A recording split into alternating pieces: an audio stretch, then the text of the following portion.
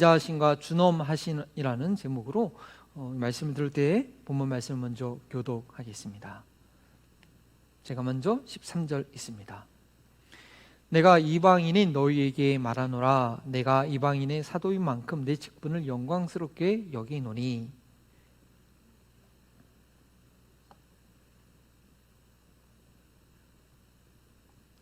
그들을 버리는 것이 세상의 화목이 되거든 그 받아들이는 것이 죽은 자 가운데서 살아나는 것이 아니면 무엇이리요?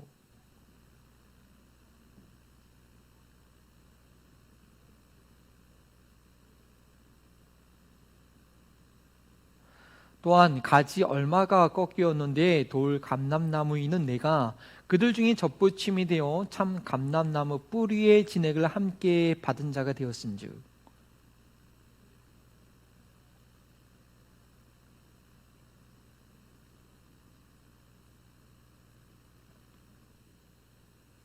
그러면 내 말이 가지들이 꺾인 것은 나로 접붙임을 받게 하려 함이라 하리니.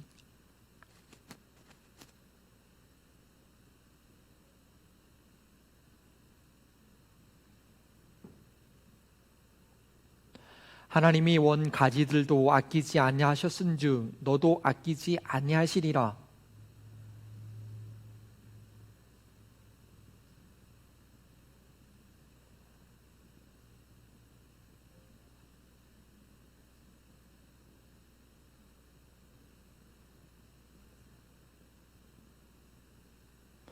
그들도 믿지 아니하는데 머무르지 아니하면 접붙임을 받으리니 이는 그들을 접붙이실 능력이 하나님께 있음이라. 함께 읽겠습니다. 내가 원 돈 감람나무에서 찍힘을 받고 본성을 거슬려 좋은 감람나무의 접붙임을 받았으니 원 가진 이 사람들이 얼마나 더 자기 감람나무의 접붙임을 받으랴. 아멘은 살아계신 하나님의 말씀입니다. 저의 믿음의 배경을 잠시 설명드리고자 합니다. 지난주에는 제가 어떻게 거듭났는지 그 과정을 살짝 말씀드렸는데요. 저희 집안은 저희 할머니 때부터 처음 믿기 시작했습니다. 이제 일제 시대였죠. 일제 시대 때 저희 할머니께서 어르신들 이제 자녀를 많이 낳는데 아기들이 낳으면 자꾸 죽고 또 병들고 그러니까 어찌할지 모르다가 교회 가서 기도하면 나라는 소문을 듣고 우리 교회를 다니기 시작하셨습니다. 충청남도 부여군에 있는 은산 성결교회를 처음 가셨습니다. 꽤 먼 거리였는데요. 열심히 다니셨고 이제 나중에는 그 동네 가까운 곳에 또 교회를 직접 개척하기도 하셨습니다. 그렇게 할머니께서 성결교회에서 열심히 믿음 생활하셨고 자연스럽게 저희 부모님도 또 성결교회를 다니셨습니다. 저도 마찬가지로 부모님을 따라 어렸을 때 성결교회에 다녔습니다. 근데 좀 성장하면서 교회가 좀 멀어서 혼자 집 근처 가까이 있던 장로교회에 초등학교 때 한 몇 년간을 다녔던 기억도 있습니다. 그러다가 한 중학교 3학년 때쯤에 저희 부모님이 성결교회 다니시다가 또 집 가까이 감리교회로 옮기시면서 저희가 또 그때부터는 감리교회를 다녔고요. 그 교회에서 성령 체험도 하고 세례도 받았습니다. 물론 나중에 침례교회 와서 침례를 다시 받았긴 했지만요. 그리고 이제 나중에 하나님의 부르심을 깨닫고 이제 신학교에 가려고 할 때 처음에는 제가 감리교회에 있었기 때문에 감리교 신학교문을 두드렸습니다. 그런데 제가 부름을 처음 받은 것이 성결교회여서 그런지 아니면 저희 할머님의 믿음의 뿌리가 성결교회여서 그런지 성결교 신학교에 입학하게 되었습니다. 그리고 그 신학교에 들어가기 전에 제가 공부를 준비하면서 나름대로 신학 공부를 준비한다고 책을 한 권 사서 보았는데 예정론에 관한 책이었습니다. 이 책을 특별히 본 이유는요, 제가 다닐 학교가 특별히 성결교, 하나님의 예정론이 아니라 예지영전론 입장에 있었기 때문입니다. 제가 전에는 몰랐는데 이 신학교를 준비하다 보니까 개신교회가 프로테스탄트 처치가 캐톨릭에서 나온 그 교회가 신학적으로는 크게 두 가지 입장이 나눠져 있다는 것을 알게 되었습니다. 그 예정론에 대한 책을 읽은 이유는 그동안 믿음 생활을 해왔던 그 교회, 성결교회와 감리교회가 웨슬리 알미니안주의라고 합니다. 그러니까 알미니안주의는 켈빈주의와는 반대 입장이었던 입장이고, 근데 그 알미니안주의를 다 따라가기보다는 그 중도적인 있던 웨슬리 입장, 일반 선행 은총이라는 것을 강조하죠. 그것을 연합해서 만든 그런 신학적 입장인데요. 웨슬리 알미니안을 지지하는 그런 교회였기 때문에 이 장로교회 예정론과는 다른 입장에 있었습니다. 설명을 드리면 이 성결교회와 감리교회는요, 구원에 있어서 인간에게 주신 자유의지로 인해서 그 구원에 인간에게 책임이 있다는 거 가르칩니다. 하지만 개혁주의라고 하는 이 장로교회는 인간의 구원은 전적으로 하나님께 달린 것이다. 인간이 완전히 타락했기 때문에 인간이 어찌할 수 없는 문제고 하나님께서만 행하신 일이라고 가르칩니다. 이것이 예정론이죠. 근데 제가 이제 신학교에 들어가게 되면 신학교 교수님들과 또 학교 분위기에 따라서 저희 생각이 이제 완전히 결정이 되어지기 때문에, 그래서 그렇게 예지정론적으로 인간의 자유의지를 강조하는 그쪽으로 생각이 완전히 굳어지기 전에 예정론이 무엇인가 좀 알고 싶어서 책을 일부러 사서 읽어보았습니다. 그런데요, 이 예정론이라는 이 신학 서적을 아직 신학을 공부하지 않은 상태에서 혼자 읽고 이해하기는 쉽지 않았습니다. 그리고 이제 그날 신학교에 들어간 이후에 성결교 신학교였지만 장로교회 출신 학생들이 많이 있었습니다. 그래서 때가 되면 너네 장로교에서 가르치는 예정론에 대해서 한번 얘기를 해봐라, 이렇게 해서 서로 이렇게 듣고 이 토론하는 시간이 있었는데요. 그 대화를 할 때 완전히 다른 세계에 있는 그런 느낌이었습니다. 같은 성경을 읽고 하나님이 믿는다고 하는데 이렇게 느낌이 다를 수가 있구나 하면서 참 제가 신기했던 기억이 있습니다. 근데 그들의 주장과 논리를 들어보면서 나름대로 제가 균형을 잡아보려고 노력했지만 예정론에 대해서 정식으로 공부할 기회가 없었고 또 없었던 신학교여서 그런지 예정론에 대한 궁금증을 제가 다 해소할 수가 없었습니다. 단지 성경이 아닌 신학 이론이니까 거기에 목숨 걸지 말자 하고 그냥 지나치고 넘어갔습니다.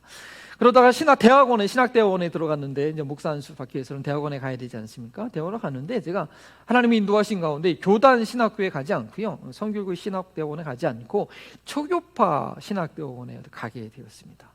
근데 초교파라고 하지만 자세히 보니까 이 교수님들 대부분이 개혁주의 장로교 신학에 뿌리를 두신 분들이었습니다. 그래서 그분들의 강의를 들으면서요, 정말 고민을 많이 했습니다.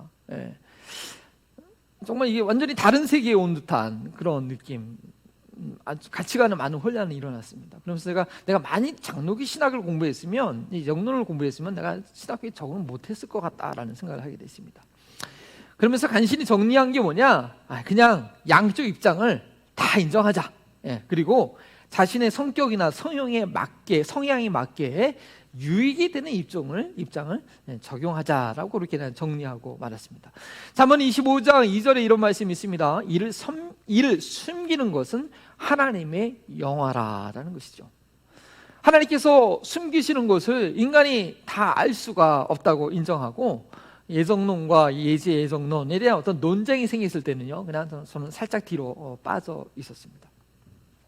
그리고 나서 미국에 유학 와서 이제 신학 공부를 계속하는데 그 공부한 곳이 침례교 신학교였습니다. 근데 다행스럽게요, 이 침례교 신학교 독특한 것은 어떤 신학자의 신학을 이렇게 가르치지 않습니다. 성경을 가장 소중히 여기고 이 성경을 잘 이해할 수 있도록 성경 원어를 많이 가르치고 또 다양한 주석을 보고 페이퍼를 쓸 수 있는 그런 기회를 많이 주었습니다. 그래서 제가 설교 중에 이렇게 좀 가끔마다 헬라어를 쓰고 이렇게 자세히 분석하고 그렇게 하게 된 이유가 바로 그런 영향을 좀 받은 것일 것입니다. 그리고 그렇다 보니까요, 이게 침례교회들을 좀 살펴보면요, 또 일관되게 신학적 입장을 지지하기보다는 칼빈의 신학을 얘기하거나 요한 웨슬레의 어떤 신학을 얘기하기보다는 그냥 목사님의 그 성향에 따라서, 목사님이 이해하는 데에 따라서 강조하는 부분이 각 교회마다 제각각입니다. 이 침례교회는 개교회주의이기 때문에 가능한 입장일 것입니다. 그래서 따라서 저의 그 예정론이나 그 예정론에 대한 입장은요, 초교파 신학대학원에서 정리한 그대로 변화가 없었습니다. 뭐 간혹 한 번 받은 구원은 영원한 것이다 라고 이렇게 너무 강조해서 그 목사님들이 얘기를 듣다 보면 스스로 좀 약간 거부감이 좀 들긴 했죠. 그러면서 이 구원의 확신이 참으로 중요한데 이 구원의 확신을 갖는다는 의미가 어떤 것인가 한 번 정도 고민하고 나름대로 정리할 정도뿐이었죠. 그러다가 이번에 제가 로마서 강의 설교하면서 제가 그렇게 생각은 못 해봤는데요. 이 한 구절 한 구절 한 장 한 장을 그래서 있는 그대로 계속 강의 설교를 하다 보니까 여정론에 관해서 다시 한번 심도 있게 고민할 수밖에 없게 되었습니다. 그동안 내가 가지고 있던 생각이 정말 성경적인가, 말씀 앞에서 솔직하게 정리를 하는 시간을 갖게 된 거죠. 이 강의 설교라는 거 보셔서 아시겠지만 성경 본문 한 부분에도 빠지지 않고 제가 시간이 좀 길더라도 다 설명하려고 노력하지 않았습니까? 그래서 이 성경 한 구절 한 구절, 이 한 단어 한 단어가 의미하는 것이 무엇인지 그 당시에 쓰여졌던 그 배경을 생각하면서 오늘날 현대 우리에게 주어진 그 핵심 메시지가 무엇인지 고민하게 하는 것입니다. 그래서 어떤 나의 생각을 합리화하기 위해서 성경의 일부분을 사용하는 것이 아니라 성경 전체를 보면서 그 정말 성경이 말하고 하는 것이 무엇인가, 그걸 통해서 내 생각을 형성하게 하는 것입니다. 그래서 강의 설교가 그런데 참 우리에게 큰 유익을 주게 됩니다. 그렇게 로마서 강의 설교를 하는 중에 로마서 9장에서 11장의 내용을 강의할 때 솔직히 많이 힘들었습니다. 이 본문들은 하나님의 예정에 대한 것을 주로 다루고 있기 때문이죠. 말씀드린 대로 저희 믿음생활의 배경은 성결교회, 감료교회이었기 때문에 제가 예정을 잘 알지도 못하고 또 있는 그대로 다 받아들이는 데는 한계가 있었습니다. 그러나 지금까지 요 부분 설교를 들으신 분들은 제가 마치 예정론 입장에서 설교하는 것처럼 느끼셨을 것입니다. 그러나 아마도 제대로 된 예정론자들이 말하는 그 수준보다는 한참 많이 약합니다. 벌링턴 가족들 중에는요, 하나님의 절대 주권을 강조함으로써 하나님께 영광 돌리는 예정론이 자신의 믿음과 또 인생의 믿음생활의 경험을 볼 때 잘 부합되신 분들이 계실 것입니다. 또한 그 반대로 인간의 책임성을 배제하지 않으므로 하나님의 사랑의 성품을 훼손하지 않는 것이 본인의 믿음에 부합하시는 그런 분들도 계실 것입니다. 그러나 저나 여러분이나 모두 하나님의 말씀을 있는 그대로 받아들이는 겸손이 필요합니다. 어떤 그런 해석상의 문제가 아니라 본문이 말하고 있는 것이 무엇인지 열린 마음으로 나의 선언권을 내려놓고 그 말씀 그대로를 받아들일 수 있는 그런 믿음이 필요하다는 것입니다. 9장과 11장의 내용의 큰 주제를 하나님의 일, 하나님의 신비라고 정한 것은요, 하나님의 일을 이해하면 이해할수록 인간으로서는 하나님의 일은 하나님의 신비라고밖에 고백할 수 없기 때문입니다. 하나님의 일을 이성으로 논리적으로 다 헤아리려고 할 것이 아니라 하나님의 신비를 인정함으로써 하나님을 경외하는 믿음으로 더 견고해지도록 해야 할 것입니다. 서론이 길었습니다. 오늘 본문 말씀은 그동안에 말씀드렸던 예정론적 입장과는 다르게 인간의 책임을 강조하며 경고하고 있는 말씀입니다. 저희가 그동안은 이 25센트 쿼로 동전이 있지 않습니까? 그 주화의 안면 그림, 미국의 초대 대통령 조지 원시턴의 그 그림만 주로 보았다고 한다면 이제는 같은 동전이지만 이제 뒷면의 그 그림이 무엇인가를 우리는 볼 차례인 것입니다. 본문의 내용을 이해하기는 어렵지 않습니다. 이방 그리스도인들이 유대인들에 대해서 교만하지 말라고 세 가지 비유를 통해서 설명하고 있습니다. 그리고 그렇게 이해하게 하는 목표는 한 가지입니다. 21절의 경고이죠. 우리 다 같이 한번 읽어볼까요? 시작. 하나님이 원 가지들도 아끼지 아니하셨은즉 너도 아끼지 아니하시리라. 말씀을 계속 전하기 전에 사도 바울이 로마서를 쓴 목적 그리고 그 배경을 로마서 내용과 함께 다시 한번 복습을 좀 하겠습니다.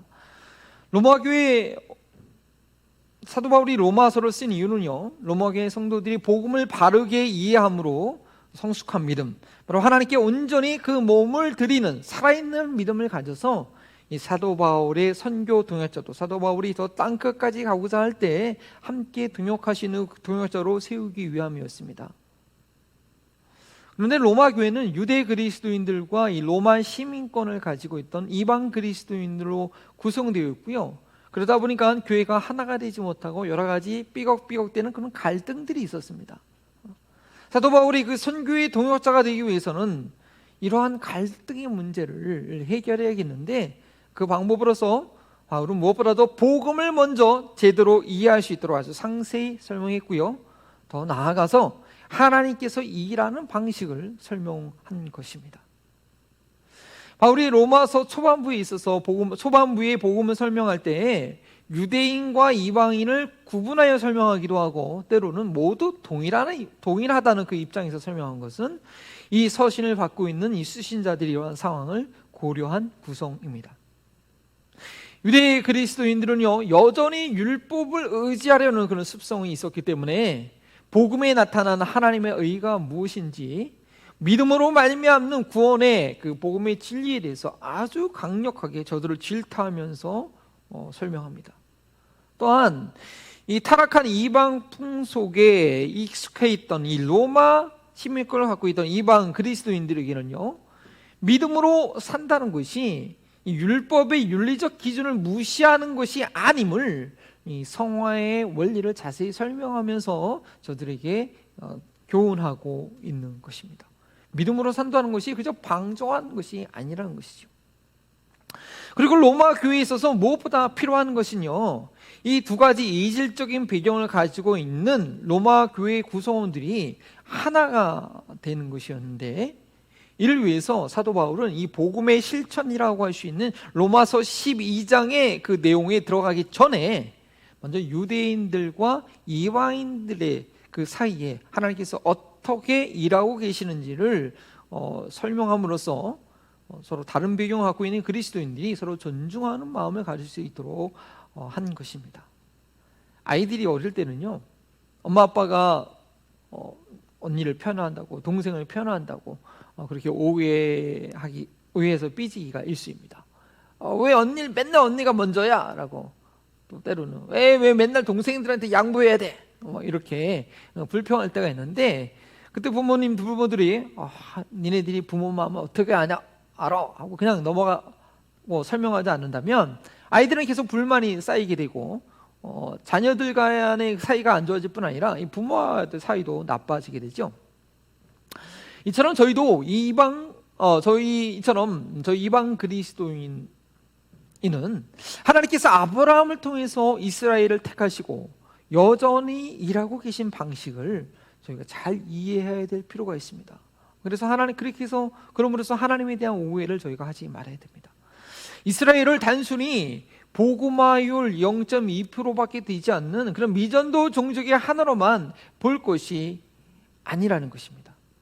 여전히 저들을 통해서, 저들을 선택하시고 역사 가운데 남겨두신, 저들을 통해서 일하시는 하나님의 방식을 저희들은 관심을 갖고 이해해야 됩니다. 그리고 그 민족을 존중할 필요가 있습니다.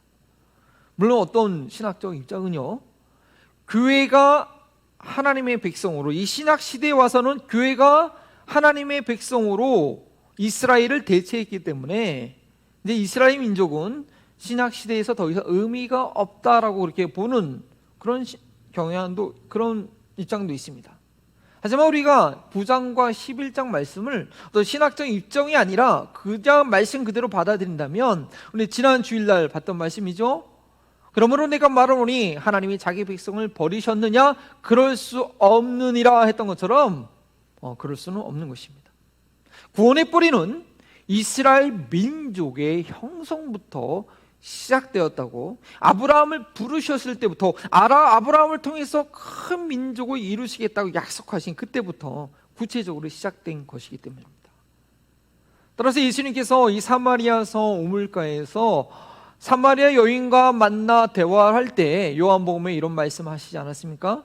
너희는 알지 못하는 것을 예배하고 우리는 아는 것을 예배하노니 이는 왜 그런가? 구원이 유대인에게서 남이라. 이게 무슨 말일까요? 예수님께서 이렇게 말씀하신 것은 아무 근거 없이 느닷없이 얘기하신 것은 아닙니다. 모세의 율법을 받은 이스라엘 백성들 말고는 이 세상의 그 어느 민족도 창조주 하나님을 정확히 알고 예배하지는 못했습니다.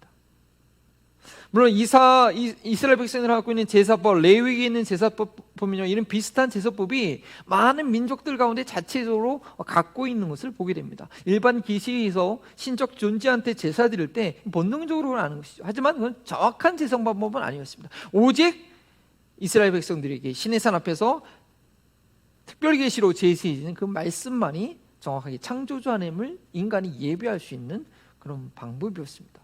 그래서 너희는 알지 못하는 것을 예배하고 우리는 아는 것을 예배한다라고 말씀하는 것이죠. 그래서 그 뿌리가 북이스라엘 10개 지파였던 이 사마리아조차도 하나님이 누구신지 모르고 예배했었습니다. 그렇죠? 단과 베델에 금송아지 세워놓고 그것을 예배했기 때문이죠. 영생은 유일하신 자 하나님과 그의 보내신 자 그리스도를 아는 것이기 때문에 이 구원은요, 율법을 가진 유대인들에게서 그 뿌리가 있다, 거기서 난다라고 설명할 수 있는 것입니다.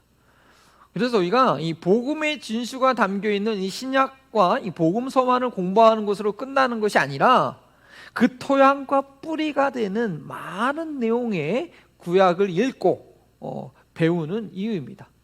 구약 39권, 신약 27권, 분량도 비교가 안 되죠. 하지만 이 신약만 읽어서는, 복음서만 다 읽는다고 복음을 완전히 이해할 수 있는 것이 아닙니다. 구약의 밑바탕을 알아야 되는 것입니다. 이러한 맥락에서 이스라엘과 이 이방인의 관계에 있어서 이스라엘의 위치가 어떤 위치인지 사도 바울은 세 가지의 단계로 비유로 설명합니다. 첫 번째는 16절 전반절에 제사는 처음 익은 곡식가루가 거룩한즉 이 떡덩이도 거룩하다고 했습니다. 하나님께 드려야 할 거룩한 떡에 대해서 레위기 23장 30절에 첫 이삭의 떡, 또 민수기 15장 21절에 처음 익은 곡식 가루떡이라는 그런 설명이 나옵니다. 하나님께 드려질 거룩한 떡은요, 처음 익은 곡식으로 드려야 했는데 그것은 결국 이 재료가 거룩하기 때문에 그 만들어진 떡도 거룩하다는 것이죠. 요 표현을 이용해서 사도 바울이 곡식가루가 거룩하니까 떡덩이도 거룩하다라고 얘기하면서 우리 이방 그리스도인들이 거룩해진 것은 그 근본 이스라엘 백성들에게 주어진 약속에 근거한다라는 것을 얘기하고 암시를 합니다. 그리고 두 번째는 거기에 근거해서 16절 하반절인데요, 그와 마찬가지로 뿌리가 거룩하기 때문에 가지도 거룩하다라고 얘기합니다. 성경의 비유에, 성경의 이야기에서 일반적인 현상의 비유로 확장해 갑니다. 그리고 세 번째 비유는 사도 바울이 정말 하고 싶은 말을 꺼낸 것인데요, 참 감람나무와 돌 감람나무의 접붙임에 관한 얘기를 합니다. 이 번역은 감람나무라고 했지만 이 아시아권에 있는 그 감람나무하고는 다른 감람나무죠. 이거는 중동에 있는 그 올리브 나무를 얘기하는 것입니다. 그래서 참 감람나무 열매, 참 올리브 나무의 그 열매는요, 좋은 아주 고급스러운 올리브유를, 그 기름을, 전 건강에 좋죠, 올리브가요. 이 기름을 만들 수 있지만 이 돌 감람나무, 올리브 나무의 열매는요, 기름이 얼마 나지도 않고 거의 사용할 수 없다고 합니다. 그런데 여기서 사도 바울이 말하고자 하는 것은요, 이 열매에 관한 것이 아니라 뿌리와 이 가지의 관계를 말하고 있습니다. 그래서 일반적인 접목의 원리는 보통 저도 뭐 접목은 잘 모르지만 이렇게 찾아보니까요, 부족한 가지 가운데 열매를 잘 먹지 못하는 가지 가운데 좋은 가지를 접목시켜서 좋은 열매를 맺게 하는 것이 이제 접목인데, 그 설명과 좀 거리가 먼 거죠. 왜냐하면 바울은 열매를 말하기 원한 것이 아니라 뿌리와 가지를 얘기하고 싶었던 것이죠. 뿌리의 접목을 통해서 뿌리의 진액을 공급받는 가지에 대한 것을 얘기하고 있는 것입니다. 돌 감람나무의 가지는 당연히 돌 감람나무의 뿌리의 진액을 받습니다. 그러나 이 돌 감람나무의 가지라도요, 같은 감람나무과 아닙니까? 그가의 참 감람나무 가지의 접붙임을 받으면 그 결과로 열매는 차후에 치고 어쨌든 이 참 감람나무의 진액을 받을 수 있게 된다는 것입니다. 17절 말씀이죠. 또한 가지 얼마가 꺾이었는데 돌 감람나무인 내가 그들 중에서 젖붙임이 되어 참 감람나무 뿌리의 진액을 함께 받은 자가 되었은즉, 저희 이방인들은 하나님에 대해서 잘 모르던 자였습니다. 그저 일반 계시에 의지해서 막연히 신적 존재에 대한 두려움만 가지고 있던 자였는데, 그렇기 때문에 구원에 대한 참 지식이 없던 자들이었습니다. 그런데 하나님께서 저희들에게도 기회를 주신 것입니다. 참 감람나무의 가지를 꺾어버리고 그 자리 대신에 우리 돌 감람나무인 이방인들을 대신 접붙여 주심으로 참 하나님이 누구신지 그 뿌리에서 나오는 진액을 받을 수 있게 했다는 것이죠. 이 접붙이는 것은요, 줄기를 통째로 다 잘라버리고 이 뿌리에서부터 바로 연결하는 것이 아니면 알아야 됩니다. 참 감람나무의 그 가지 가운데에 접붙임을 받아서, 그 가지 가운데 접붙임을 받아서 한 뿌리의 진액을 같이 받게 된 것입니다. 그래서 18절 말씀은 이렇게 말씀하고 있습니다. 그 가지들을 향하여 자랑하지 말라라는 것이죠.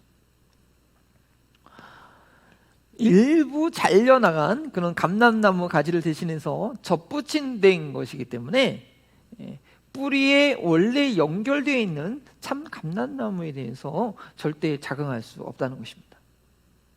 저희는 예수 그리스도가 이 땅에 오시기까지 하나님의 거룩한 율법을 통해 참 하나님이 누구신지, 창조주가 누구신지, 이 세상이 어떻게 만들어졌는지를 증거한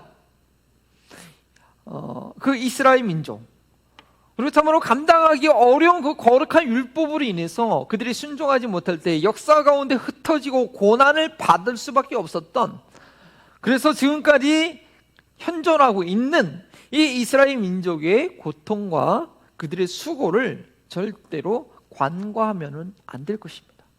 선택받은 이스라엘 민족의 역사가 곧 구약 성경인 것입니다. 저들의 삶을 통해 메시아가 인류 역사 가운데 올 것이라는 하나님의 계시가 바로 구약의 기록인 것입니다. 그것은 저들이 선택했던 것은 아니었고요, 본인의 의지와 상관없이 선택받았기 때문에 사명감을 가지고 수고해야 했던 저들의 역사인 것입니다. 비록 이스라엘이 믿지 아니하였기 때문에 하나님의 은혜를 공급받는 그 뿌리로부터 떨어져 나가버리고 말았지만, 그 빈자리를 우리 어부지리로 다른 모든 민족들이 얻게 된 것입니다. 그런데요, 이제 다음 주에 보겠지만 그것이 곧 또 온 인류를 구원하시는 하나님의 방법이기도 했습니다. 그래서 15절에 사도 바울은 이렇게 표현합니다. 그들을 버리는 것이 세상의 화목이 되었거든. 그들이 내버려짐으로 인해서 다른 민족들이 하나님과 화목되었다는 것이죠.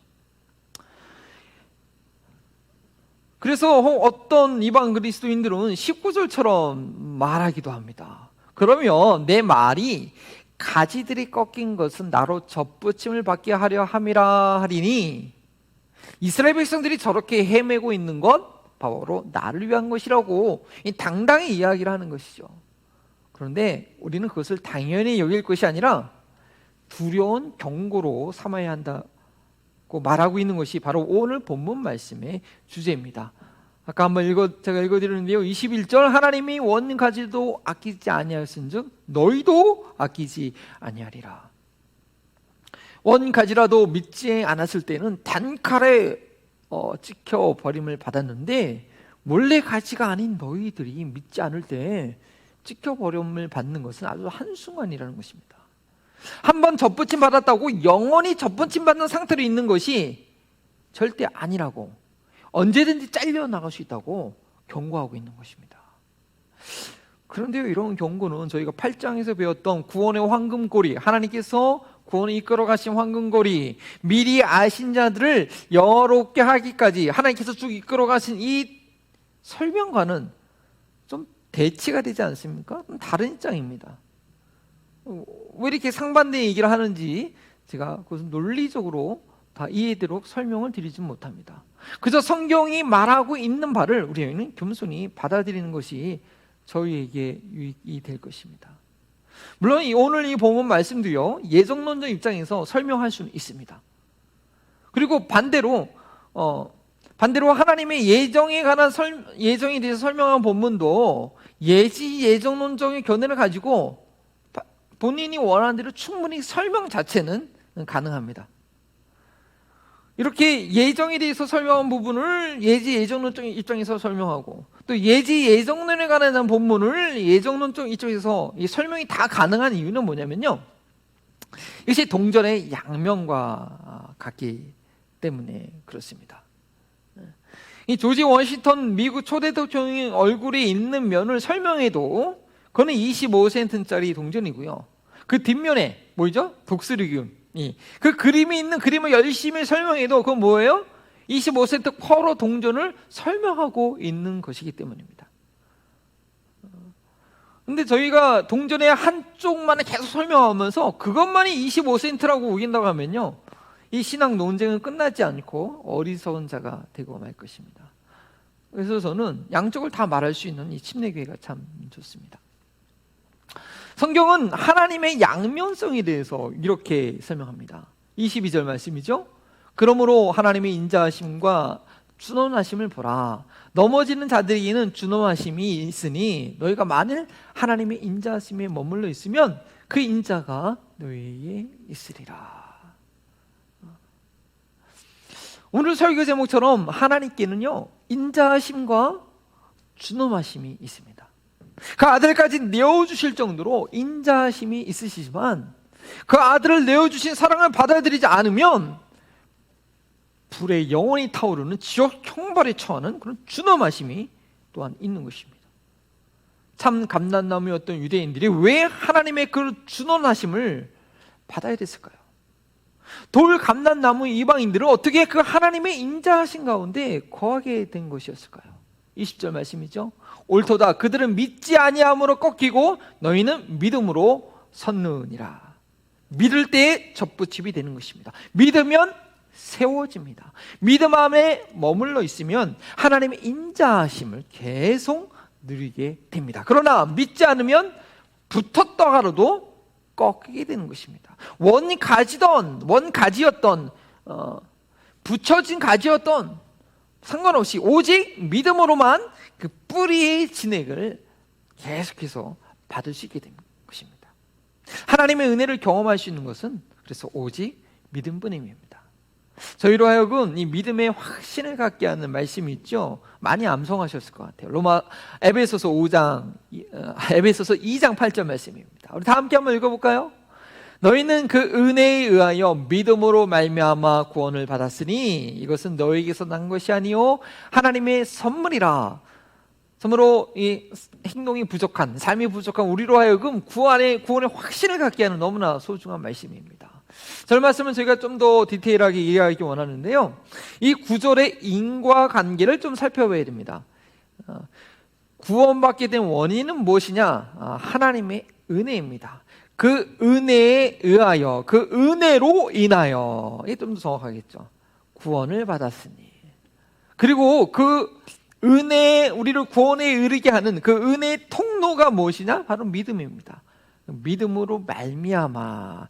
이 믿음으로 말미암아 하니까 믿음 때문에 구원받는 것처럼 이렇게 느껴지는데 아닙니다. 하나님의 은혜 때문에 구원받은 것이고 그 은혜를 받을 수 있는 통로가 바로 믿음이라는 것입니다. 영어 번역은 좀 더 그것이 자세히 보이게 나와 있습니다. 그래서 by grace, 은혜로 인하여, through faith, 믿음으로 말미암아, 믿음을 통해서 구원을 받게 됐다는 것입니다. 그래서 은혜가 흐르는 통로는 우리가 은혜로 구원받는데 그 은혜가 흐르는, 그 하나님의 은혜가 나의 삶 가운데 오게 하는 그 통로가 바로 믿음이라는 것입니다. 다음이 없는 은혜는 오직 믿음의 관을 통해서 모든 민족에게, 모든 인류에게 차별 없이 흘러갑니다. 하나님 아는 유대인으로 태어났다고 이 하나님의 은혜를 담을 수 있는 것이 아닙니다. 지적 동의를 넘어 전인격적으로 하나님을 신뢰하는 믿음이 있을 때 율법이 두려움이 되지 않고 그리스도께 나아가는 징검다리가 됩니다. 믿음은요, 아무리 황폐한 가운데 있는 자라 할지라도, 아무리 깨어진 삶이라 할지라도 하나님의 능력으로 회복하게 합니다.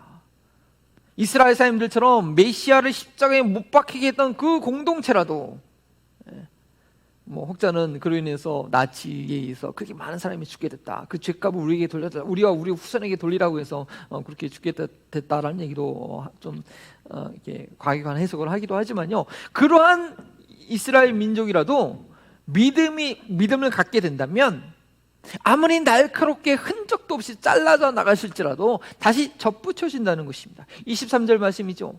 그들도 믿지 아니하는 데에 머무르지 아니하면, 이중부정으로 썼는데요, 믿지 아니하는 데 머무르 있지 아니하면 접붙임을 받으리니 이는 그들을 접부실 능력이 하나님께 있습니다.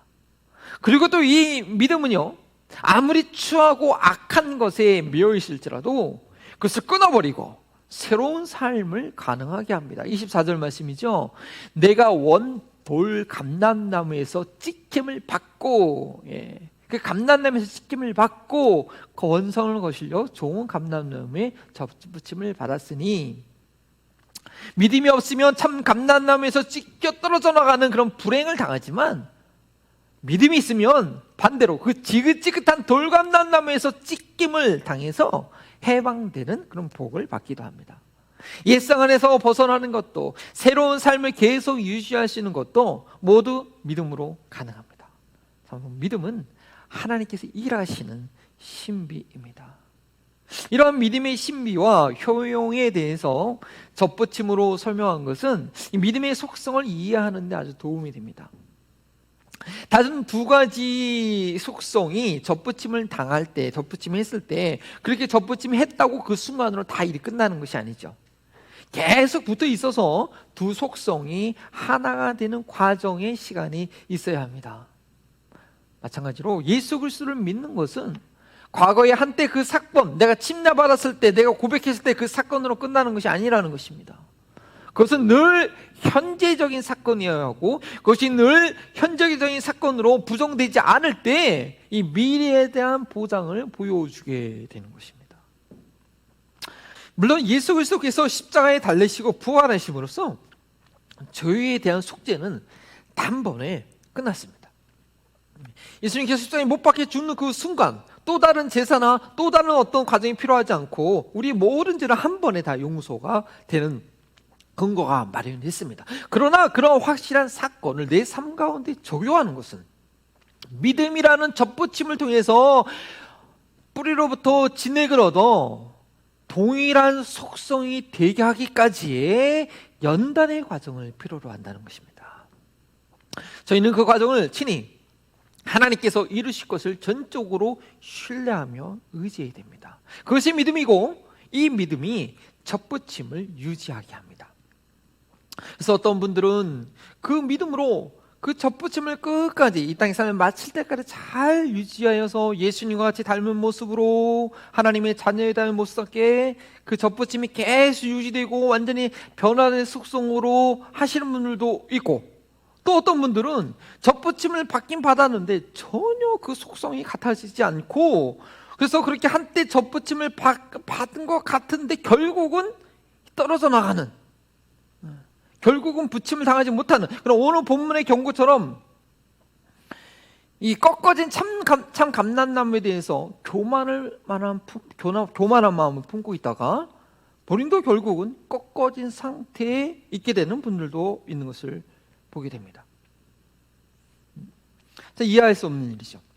그래서 이것에 대해서 철저히 예정론적인 입장에 있는 이 존 파이퍼 목사님은요, 오늘 본문을 예정론적인 입장에서 이렇게 해석을 했습니다. 믿었던 사람들이 오늘 본문의 경고처럼 다시 버려줄 수 있는가? 오늘 성경 본문을 그대로 본다면 그럴 수 있다라고 이해해야 되는데, 그 목사님은 그렇지 않다라고 얘기합니다. 그리고 어떻게 해석하냐면, 원래 그들은 구원받기로 예정된 사람이 아니었다라는 것이죠. 그래서 믿는 척을 하긴 했지만, 믿는 척하기만 하고 하나님의 은혜를 진정으로 모르는 자들이라는 것입니다. 지난주에 우리 하나님의 은혜를 아는 자들은 어떤 태도를 가진다고 설명드리지 않았습니까? 그 하나님의 은혜를 모르는 자, 그냥 믿는 척만 했다는 것이죠. 그리고 중요한 내용이 뭐냐면, 그들의 특징, 하나님의 하나님의 은혜를 모르고 믿는 척만 했던 그들의 특징은 이 예정론을 잘못 이해하고 적용해서 자신의 구원에 대해서 도리어 아주 교만한 장심을 갖고 있다는 것입니다. 그래서 오늘 본문과 같은 이 경고에 기울이지 않고 예정론을 철저히 믿는 사람들은 이거 별로 나하고 상관없는 내용이라고 그렇게 생각하게 되지 않습니까? 그러나 그렇지 않습니다. 정말 하나님께 구원받기로 예정된 사람들은 이 본문 말씀에 대해서 아주 이렇게 경고로 귀 기울이게 된다는 것입니다. 그런데 그들은 교만함으로 이 경고를 귀 기울이지 않고 결국 망하게 된다는 것이죠. 그리고 하나님께서는 이렇게 믿는 척하고 있는 이들의 넘어짐을 통해서 하나님께서 택하신 백성들을 경고하심으로써 끝까지 그들의 믿음을 지키게 하신다는 그런 설명입니다. 논리적으로 말은 이게 됩니다. 그러나 이것은 성경 본문이 말하고 있는 것보다 더 나아가서 어떤 신학을 가지고 해석하는 설명이라고 생각이 됩니다.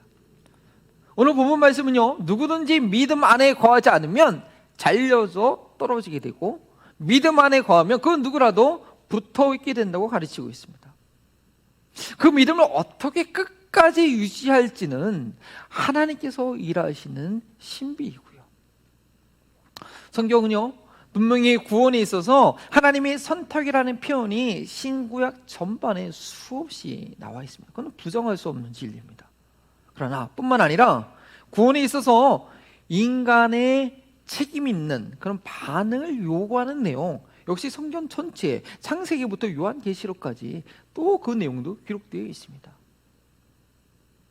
나의 약함과 연약함을 생각할 때 내게 구원을 주시고 그 구원을 완성하시는 것은 전적인 하나님의 은혜, 하나님의 예정하심이라고밖에 설명이 안 되는 것이 사실입니다.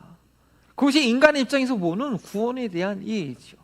그러나 그 구원의 완성을 이루어가는 과정 가운데서 거룩하신 하나님께서 저희를 다루실 때는 인격적이신 하나님이시기 때문에, 하나님의 형상대로 지음받은 우리 인간이기 때문에, 우리를 자유의지가 없는 로봇으로 만든 것이 아니기 때문에 자발적인 순종과 사랑을 통해 영광을 받으시는 하나님이시기에 우리에게 요구하는 인간의 반응이라는 그런 책임이 있음을 분명히 부정할 수 없이 보게 됩니다. 그 실패의 책임을 하나님께 돌릴 수는 없는 것이니까요. 그것이 바로 하나님의 입장에서 보게 되는 구원입니다. 그렇다면 이 두 가지가 어떻게 조화를 이룰 수 있을까요? 조화롭게 볼 수 있는 것이 바로 믿음이고, 믿음이 성장하며 성장할수록 이 두 가지가 전혀 상충되지 않고 믿음으로 수용할 수 있게 되는 것입니다. 따라서 오늘 말씀을 통해서 저희는요, 하나님께서 나의 믿음을 이끌어 가시는 예정하심이 있지만 믿음으로 반응하지 못할 때는 그 준원하심이 언제든지 내 앞에 떨어질 수 있다는 그런 경각심을 가질 수 있어야 됩니다. 또한 반대로 나의 믿음에 대해서 늘 책찍질하는 경각심을 가져야 되지만 하나님의 인자하심을 의지함으로 끊임없는 평안함을 가질 수 있어야 되는 것입니다. 나의 영혼은 경각심을 가지고 계십니까? 그리고 그 가운데 평안함이 있으십니까? 경각심이 없는 평안함은 멸망으로 가고 있는 안일함입니다. 평안함이 없는 경각심은 그건 믿음이 없는 것입니다. 21일 감사하기로, 감사 기적을 우리 온 가족과 함께 쓰시면서 자신을 돌아보는 경각심과 감사함으로 평안을 누리시게 되기를 바랍니다. 그럼 우리 믿음의 각오로 함께 찬양 드립니다. 이 세상 끝날까지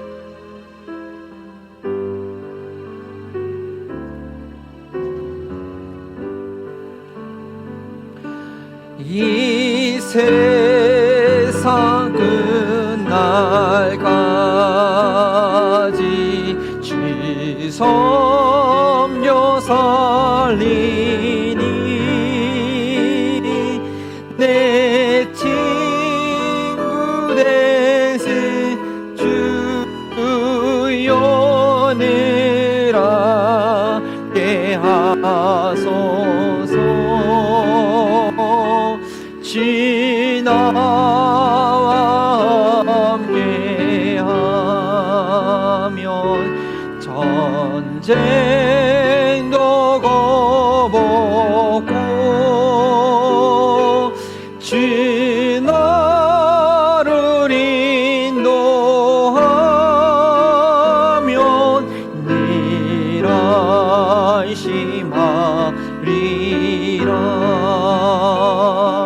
나 주를 따르네. 주 약속하신 것 그 영광 중에 모두 이루어 주소서. 나 주의 뒤를 따라 섬기며 살리니 그 크신 은혜 속에 날 인도하소서. 이 세상 온 것이여 내 마음을 흔들고 서가운 수들이 안팎에 있으나 주 나를 노로시사 내 방패 되시고 내 옆에 계신 것을 늘 알게 하소서. 저 영광 빛난 곳을 주 허락했으니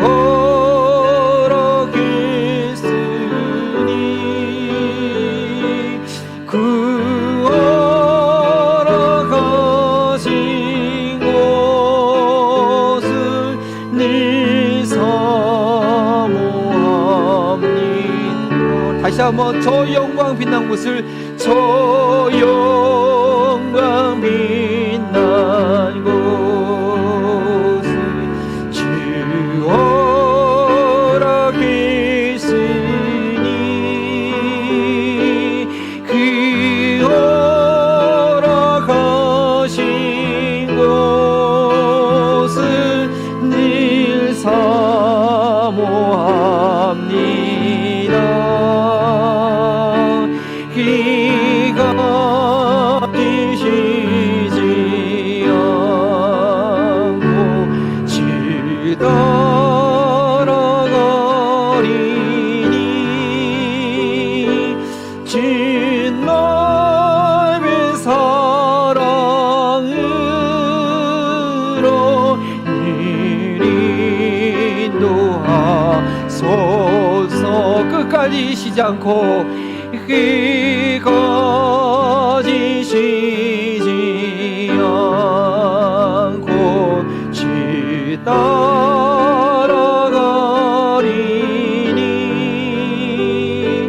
주 나를 사랑으로 늘 인도하소서. 주 넓은 사랑으로 주 나의 사랑으로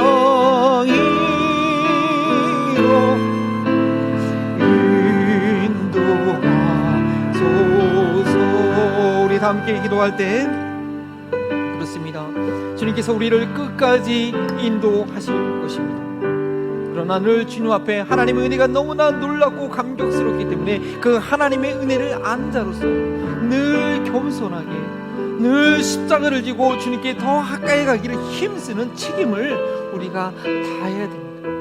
우리 예수님께서 나와 함께 하셔서 내게 허락하신 그 목을 다 이루며 저 영광 빛나스러운 천국을 우리에게 이미 약속하셨기 때문에 예수님을 의지하여서 우리에게 맡겨진 이 사명을 담대하게 감당해야 될 것입니다. 여러분들을 위해서 기도하시는 많은 분들이 있습니다. 여러분의 부모님께서, 또 나의 친구와 우리 믿음의 동역자들이 여러분들을 위해서 기도하고 있습니다.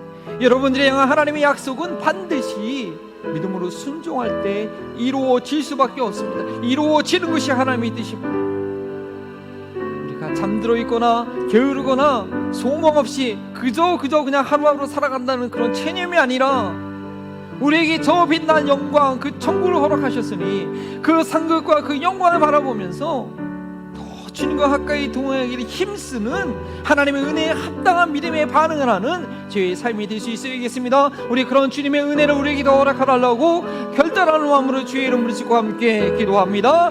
주여 감사합니다. 하나님, 우리에게 놀라운 약속을 허락하시니 감사합니다. 놀라운 구원의 은총을 허락하시니 감사합니다. 하나님, 정말 내가 잘나서 하나님 나에게 뭐 특별해서 이루는 것이 아니라 나를 위해서 기도하셨는 분이 계셨기 때문에, 하나님께서 내게 말씀하셨기 때문에 능히 이룰 줄 믿습니다. 그 하나님의 놀라운 역사를, 그 약속을 붙잡는 저희를 되게 하시고 하나님 이루시는 주님을 바라보게 하시고 매 순간순간마다 그 주님께 순종하게 힘쓰는 저희를 되게 알려주시옵소서. 아버지 하나님께서 붙들어 주심을 인하여서 주님의 그 놀라운 구원의 역사가, 생명의 역사가, 성령의 역사가 저희 교회를 통하여, 우리 한마음을 가족들을 통하여 하나님 복음으로 참으로 아는, 복음을 참으로 경험한, 복음을 참으로 묵상한 그 복음을 붙든 우리 한마음을 동교회 가족들을 통하여서 놀랍게 일어날 줄 믿습니다. 주여, 주의 은혜를 더 사모하는 저희를 되게 하시고 더욱더 주님께 가까이 나아가기 힘쓰는 저희를 되게 하여 주시고, 하나님의 은혜를 아는 자로서 참으로 두렵고 떨림으로 하나님 주님과 동행하기를, 주님의 은혜 가운데 거하기를, 하나님의 말씀 가운데 거하기를, 하나님의 뜻을 행하기를, 아버지 정말 중심으로 하나님 주님께 나아가는 저희 한 영혼 되시도록 도와주시옵소서. 이 예배 시간을 통하여, 말씀을 통하여 주여 하늘의 문을 열어주시고 하늘의 문을 열어주시고 하나님의 그 은혜를 우리에게 주신 줄 믿습니다. 선정함으로 그 은혜에 받기에 합당한 저희를 되게 하시고 하나님의 늘 두렵고 떨림으로 복종하는 믿음을 갖게 하시옵소서. 우리의 교만한 생각과 우리의 교만한 말들과 우리의 교만한 판단들을 다 주 앞에 내려놓게 하시고 거룩하신 주님 앞에서 우리의 연약함을, 우리의 더럽고 추한 모습을 깨닫는 저희를 되게 하여 주시옵시고, 주여 우리 주님의 은혜만을 의지하며 사모하는 주님의 그 인자하신 가운데 평생에 거하는 저희를 삼으시도록 주님 인도하시고 기억하여 주시옵소서. 아버지 하나님 감사합니다. 하나님, 오늘날 내가 이렇게 믿음 가운데 있을 수 있는 것, 오늘 앞에 예배해 드릴 수 있는 것, 나를 위해서 기도하고 수고했던 많은 하나님의 일꾼들의 그 순종을 통하여 오늘 우리가 이런 열매를 맺고 있는 자입니다. 내가 잘나서, 내가 능력이 있어서, 내가 믿음이 있어서가 아니라 하나님께서 부르셨기 때문에 저들의 기도에 심어놓은 그 기도의 응답으로 인하여 나를 통한 하나님의 계획이 반드시 이루어질 줄 믿습니다. 하나님, 그 놀라운 은혜를 우리에게 매주마다 쏟아 부어주고 계시는데 참으로 그 은혜에 합당하지 못한 생각과 삶과 교만한 가운데 있었다면, 무기력 가운데 있었다면, 방관한 가운데 있었다면 주여 용서하여 주시고 참으로 하나님 은혜 받기를 두려워하는 자들에게 하시고 그 은혜에 순종하여서 더 주님께 가까이가기를, 하나님의 은혜를 날마다 사모하는 저희 삶 되게 하여 주시옵소서. 돈을 사랑함이 일만하게 근원이라고 하였고, 무엇을 먹을까 무엇을 마실까 고민할 때 하나님을 바라볼 수 없기에 주님께서 맡겨주신 것 아낌없이 하나님께 다 맡겨드립니다. 정말 두 대로처럼 내가 이것이 없으면 죽을 수밖에 없는 그런 현실이지만, 살아갈 수 없는 그런 현실이지만, 하나님의 믿음의 현실을 알기에 하나님께서 오늘도 살아가고 계심이 있기에 하나님께서 필요하실 때 전부를 드리는 마음으로 드릴 수 있도록 주여 우리에게 믿음을 더하여 주시옵소서. 감사하며 예수 그리스도의 이름으로 기도합니다. 아멘. 이제는 평화의 왕이 되시는 예수 그리스도의 은혜와 자신의 아들을 희생하심으로 공의 가운데 사랑을 이루시는 하나님의 사랑하심과 구원의 확신뿐 아니라 구원을 이루는 경각심을 갖게 하시는 성령님의 내주 교통한 은혜의 역사가 내게 주신 믿음을 가장 소중히 여겨 마지막 날까지 지키기를 간절히 소원하는 우리 한마음 벌린 통교회 모든 사랑하는 가족들과 이 지역사회와 코로나 바이러스 가운데 하나님의 은혜를 간절히 필요하고 사모하는 모든 영혼들에게 지금부터 영원토록 함께 하시기를 축원하옵나이다.